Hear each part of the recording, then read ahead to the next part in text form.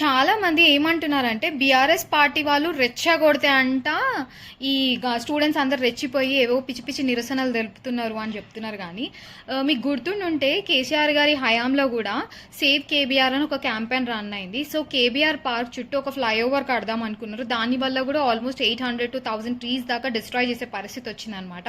So ఆ టైంలో times of India వాళ్ళు సేవ్ కేబీఆర్ అని చెప్పి ఒక క్యాంపెయిన్ అయితే రన్ చేసినారు. అప్పుడు గవర్నమెంట్ వాళ్ళు ఆల్రెడీ అక్కడ టెండర్స్ అన్ని ఫిక్స్ అయిపోయి కొటేషన్లు అన్నీ వచ్చేసిన తర్వాత కూడా పబ్లిక్ డిమాండ్ చూసి వద్దు, పబ్లిక్ ఇష్టం లేనప్పుడు ఇది మనం ముందుకు తీసుకెళ్ళకపోవడమే మంచిదని చెప్పి వాళ్ళ ప్రాజెక్ట్ ఏదైతే ఉందో అది విరమించేసుకున్నారు జనాల కోసం.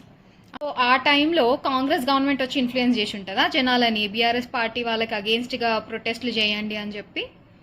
సో నేను చెప్పదలుచుకునేది ఏంటంటే స్టూడెంట్స్ అనేటోళ్ళు తప్పు జరుగుతుందంటే ఏ పార్టీ ఉంది, ఏ గవర్నమెంట్ రన్ అవుతుంది, సీఎమ్మా పిఎమ్మా ఎక్కడి దాకా వెళ్తుంది ఈ మ్యాటర్, ఇవి ఏం పట్టించుకోరు. వాళ్ళు తప్పు జరుగుతుందంటే ఆ తప్పు జరగకుండా వాళ్ళు ప్రొటెస్ట్లు చేస్తారు. అంతేగాని వాళ్ళేం చిన్నపిల్లలు కాదు ఒక పార్టీ వాళ్ళు చెప్తే ఇన్ఫ్లుయెన్స్ అయిపోయి ఏదేదో వాగడానికి.